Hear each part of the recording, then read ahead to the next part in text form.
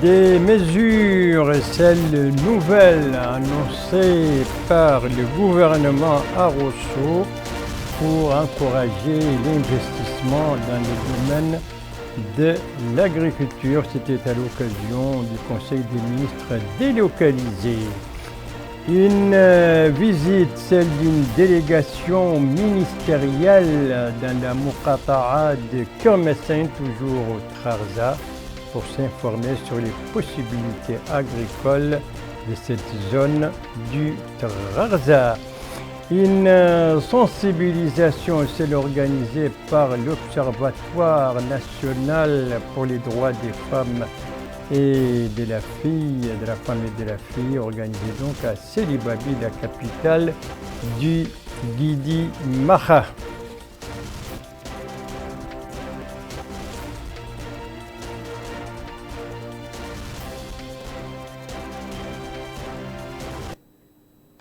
Voilà donc pour les principaux titres du journal et c'est parti. Madame, mademoiselle, monsieur, bonsoir et bienvenue à votre 22h de ce samedi 4 février 2023, à 22h où nous retournons encore une fois, nous faisons un retour encore une fois sur ce dernier Conseil des ministres délocalisé qui s'est tenu, vous le savez, jeudi dernier à Rosso, la capitale du Trarza, un Conseil des ministres placé sous les signes de l'agriculture. D'ailleurs, une communication justement a été faite à cette occasion par le ministre de l'Agriculture. Retour sur cette communication et sur cette réunion délocalisée avec Abdullah Demeba.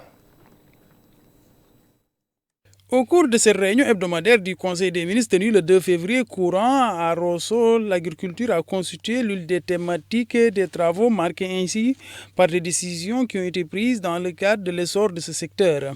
Une communication portant sur la situation et les perspectives du secteur de l'agriculture nationale qui détaille particulièrement les défis de ce secteur a été présentée. Le président de la République a donné des instructions au gouvernement pour la mise en œuvre d'un ensemble de mesures dont un programme de campagne agricole en hiver pour le blé, le riz et les légumes.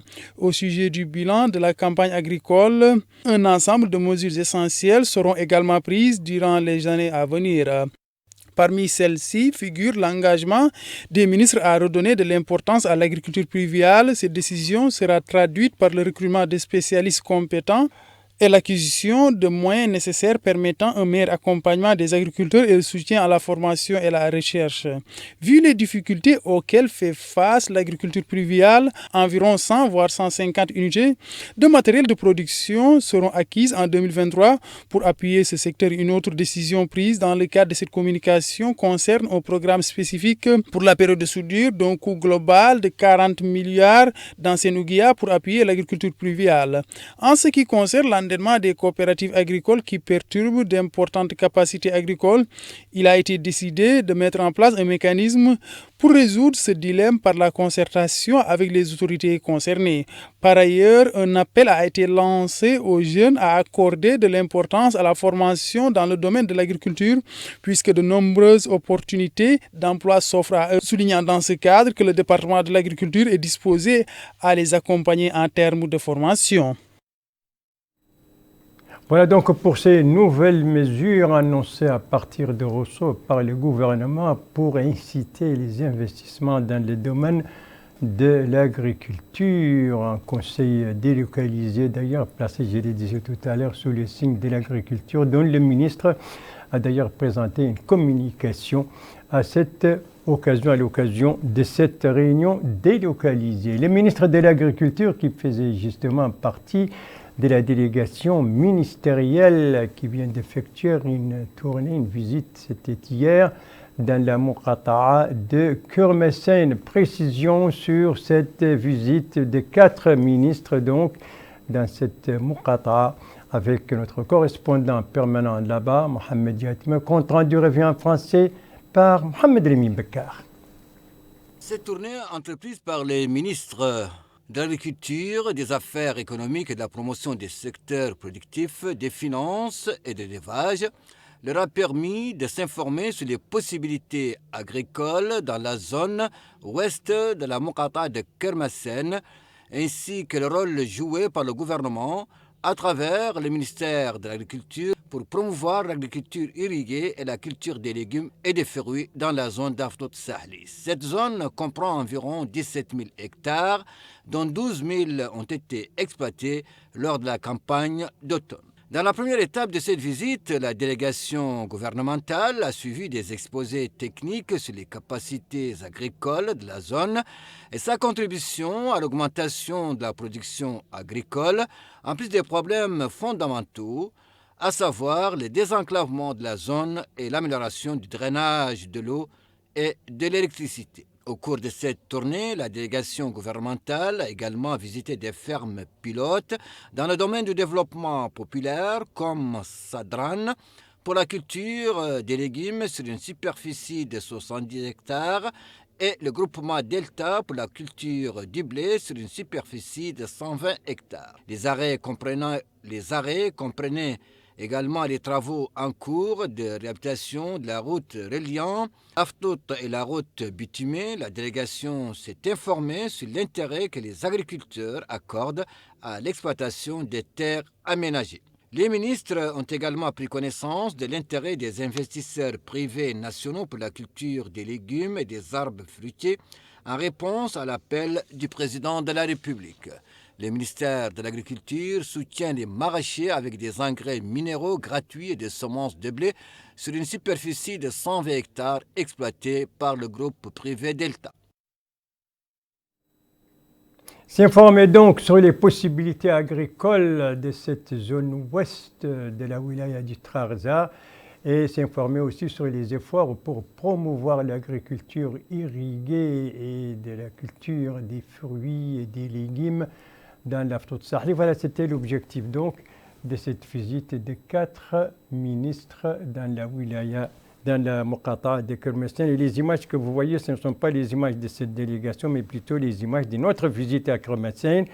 Cette fois, c'est celle du ministre de l'Équipement et des Transports. Et cette visite, c'était aujourd'hui l'occasion pour les ministres de visiter l'avancement, de s'informer sur l'avancement des travaux sur 2 chantiers relevant de son département, à savoir les tronçons routiers 1 et 2 de la route dans cette Muqata. Et l'occasion aussi pour le ministre de l'Équipement et des Transports, porte-parole du gouvernement, d'appeler les entreprises chargées justement d'exécuter ces chantiers de se conformer sur les critères de qualité et de respecter aussi les délais conformément au cahier des charges. Autre visite ministérielle également aujourd'hui, mais cette fois elle a pour cadre Nouakchott et on doit voir ces images, les voilà, et bien vous l'avez compris, il s'agit d'une activité présidée par la MASEF, la ministre de l'Action sociale, de l'Enfance et de la Famille. C'est une cérémonie au cours de laquelle on lui a remis un mémorandum sur le financement, pour le financement de la stratégie nationale pour la protection de l'enfant. L'occasion pour la ministre de réaffirmer l'engagement de son département de ne rien épargner pour justement assurer cette protection conformément donc à la stratégie nationale de la protection de l'enfant 2020-2025 et l'occasion aussi pour la ministre de rappeler que la protection de l'enfant est l'une des priorités du président de la République, M. Mohamed Ould Cheikh El Ghazouani. Le financement de la stratégie nationale donc, de protection de l'enfant était l'objet de ce mémorandum. Qui a été remis aujourd'hui à la MASEF. Pendant ce temps, à Célibabi, eh bien, l'air est à la sensibilisation autour des droits de la femme et de l'enfant. C'est le sens d'une activité organisée aujourd'hui dans la capitale du Guidimaha. De quelle activité s'agit-il? Qui l'a organisée? Élément de réponse avec notre correspondant permanent là-bas, Chokri Mohamed Wal, compte rendu revient en français par Amina Khalil. Organisée par l'Observatoire national des droits de la femme et de la fille, la campagne de sensibilisation et de plaidoyer pour la promotion des droits de la femme et de la fille arrive dans la ville de Sidi Babi. Lors de la présente campagne, la protection et la promotion des droits de la femme et de la fille feront, selon le wali du Guidimara, M. Ahmedoul Mohamed Mahmoud Ouledeh, l'objet de réunions de proximité visant à sensibiliser les leaders, imams et membres de la société civile sur l'Observatoire national des droits de la femme et de la fille, sa mission et ses domaines d'intervention. Il a appelé tous les acteurs de la wilaya à collaborer activement et à diffuser le message de paix et d'équité que porte la caravane, message qui sera diffusé, conclut-il, dans toutes les muqata'a de la wilaya. Pour sa part, la présidente de l'Observatoire national des droits de la femme et de la fille, Mme Mehdem Tahmed, a indiqué que son institution est un organe consultatif de l'État, créé suite aux instructions du président de la République, M. Mohamed Ould Cheikh Al-Ghazouani, et qui a pour mission la sensibilisation aux droits de la femme et de la fille, notamment économiques, sociaux et éducatifs. Le savoir, la formation et l'éducation sont, conclut-elle, des éléments clés pour tout développement. Durant la réunion, à laquelle ont participé des ulémas, imams et acteurs locaux, les interventions des participants ont été axées sur l'importance du renforcement des capacités des femmes, compte tenu de l'importance du rôle qu'elles jouent dans le développement des sociétés. Sensibilisation autour de l'égalité et des droits des femmes, de la femme et de la fille, leur participation active à la vie politique, sociale et économique, bien entendu aussi, et la nécessité d'éradiquer, de lutter contre les pratiques néfastes telles que la violence ou encore la déperdition scolaire. Voilà donc le sens de la mobilisation, de la sensibilisation organisée aujourd'hui à Sidi Babi par l'Observatoire national pour les droits de la femme et de la fille. Merci de suivre les JTF de Mauritania, la suite du journal avec 5 étapes qui vont nous conduire à Tijikja, Nema et Nouadhibou pour la Ravel, à Guérou pour une récolte et à Agjoust pour une étape du Tour international du Sahel. Premier thème donc de cette deuxième partie du GTF de Mauritania, eh bien la Ravel, autrement dit le recensement administratif à vocation électorale, un Ravel qui est entré depuis hier dans sa deuxième semaine consécutive et une semaine après, eh bien la sensibilisation et les inscriptions s'intensifient de plus en plus. C'est notamment le cas à Nouadhibou, à Nema et à Tijikja. Et c'est un constat de nos bureaux régionaux dans ces 3 wilayas, des comptes rendus compilés en français par Abdoulaye Demeba.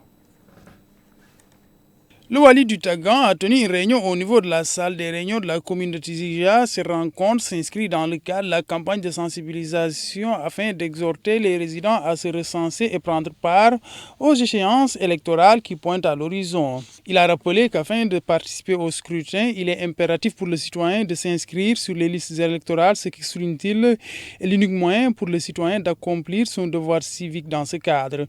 Il a enfin déclaré que tous les acteurs œuvrent pour la réussite de ce processus. Au Khor de Charghi, le Wali Moussaïd a aussi tenu une réunion au niveau de la municipalité de la ville de Nema. Il s'agit de sensibiliser les acteurs élus sur l'importance du recensement administratif à vocation électorale Ravel. Ces rencontres ont constitué une opportunité de faire part de l'importance d'intensifier la campagne de sensibilisation. Le Wali Moussaïd a par ailleurs souligné qu'il est nécessaire pour tout un chacun de prendre part à cette campagne de sensibilisation. Il a en outre fait part de l'importance du vote qui constitue un acte civique, d'où la nécessité de s'inscrire sur les listes électorales. La wilaya d'Arlen Nouadhibou, qui compte 28 centres de recensement, continue d'accueillir les résidents qui souhaitent s'inscrire sur les listes électorales. Au niveau de ce centre de recensement à Nouadhibou, les habitants munis de leur pièce d'identité viennent afin de se recenser pour le vote. Chaque centre possède des lieux de recensement et jusque-là, 18 000 citoyens à l'échelle régionale se sont fait recenser. Ces habitants qui se sont inscrits ont affirmé avoir présenté leur pièce d'identité et se sont fait recenser. Ils déclarent n'avoir rencontré aucun problème. Après s'être inscrits, disent-ils, ils ont reçu un reçu et ont fait état du bon déroulement de cette opération. Ce membre du comité régional du Ravel à Nouadhibou a déclaré qu'au niveau des 28 centres de recensement qu'ils n'ont rencontré aucun problème jusque-là. Il a en outre souligné que l'affluence au niveau des centres est bonne. La sensibilisation et les inscriptions autour du Ravel, le recensement administratif à vocation électorale qui est entré dans sa deuxième semaine consécutive et à travers donc le pays dans la perspective des prochaines échéances électorales, législatives, régionales et communales. Vous le voyez, c'est l'engouement à travers le pays. Nous avons vu 3 exemples à Tijikja, à Nema et à Nouadhibou, même engouement également à Guérou qui est à l'ère de la récolte de certains produits à la grande satisfaction des populations. Bonne récolte, des récoltes qui s'annoncent bonnes donc grâce au soutien des autorités publiques à ce domaine. C'est ce que nous dit notre correspondant permanent là-bas, Moutali Sadar, compte rendu revient en français par Amina Khalil. Conscients de l'importance de la production locale pour atteindre la souveraineté alimentaire, les pouvoirs publics ont mis en œuvre, suite aux instructions du président de la République, M. Mohamedou Cheikh Al-Ghazouani, un programme d'agriculture globale couvrant toutes les wilayas du pays. Après des années de sécheresse et de rupture de stock, les efforts fournis par les pouvoirs publics et les agriculteurs mauritaniens donnent aujourd'hui leurs fruits. Pas loin de la ville de Guérou, les agriculteurs récoltent des tonnes de légumes qu'ils acheminent chaque jour vers le marché local. Pour le plus grand bonheur des vendeurs en détail, les légumes, toutes sortes confondues, sont achetés à pas moins de la moitié du prix habituel, ce qui facilite la revente aux populations locales et à des prix très abordables. Les populations locales se réjouissent à leur tour de la baisse des prix au niveau du marché local. Ils appellent les hommes d'affaires et les jeunes entrepreneurs à investir davantage dans l'agriculture pour couvrir tous les besoins du marché local.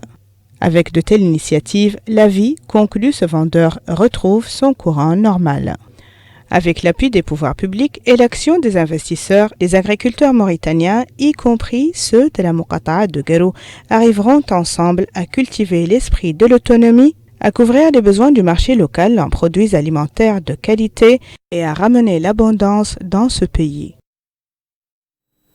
La Muqata'a de Guérou en Assaba à l'ère des récoltes et des prix des légumes bon marché à la grande satisfaction des populations. Dernière étape de notre tour à l'intérieur du pays, c'est Agjoust, la capitale de l'Inchiri.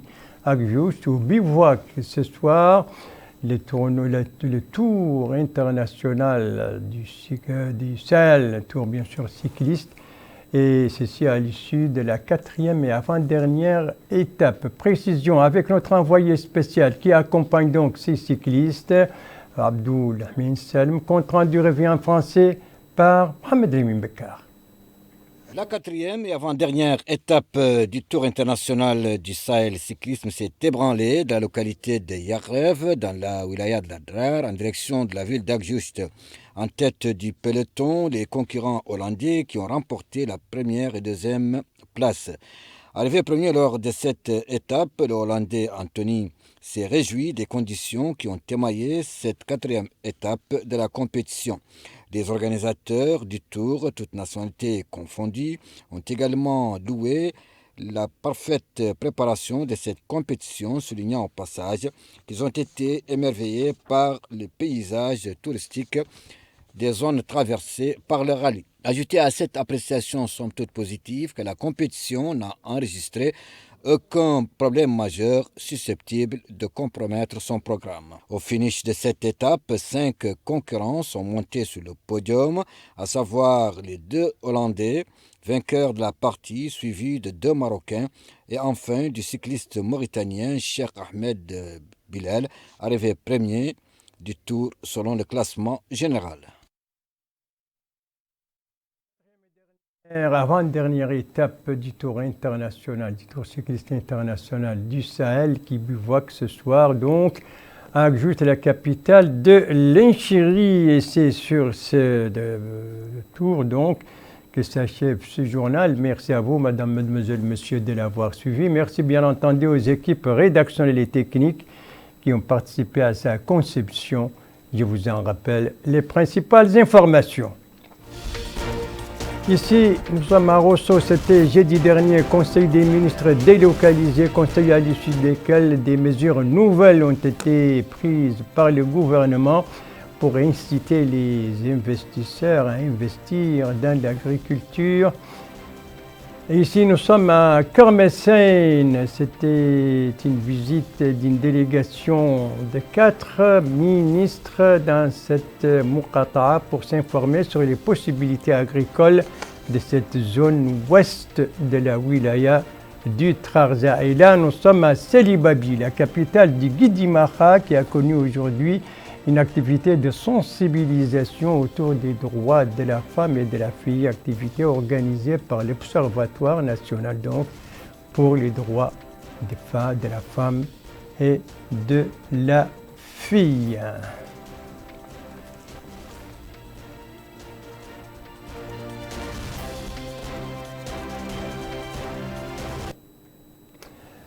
Voilà, le JTF reviendra demain à la même heure, 22h, et vous serez en compagnie, suivant le planning des services, vous serez en compagnie d'Ndei Sao Sidi. Quant à moi, il ne me reste plus qu'à vous souhaiter une très très bonne fin de soirée, une très très bonne fin de semaine, et à vous donner rendez-vous, Inch'Allah, vendredi prochain à la même heure, 22h. Bonsoir.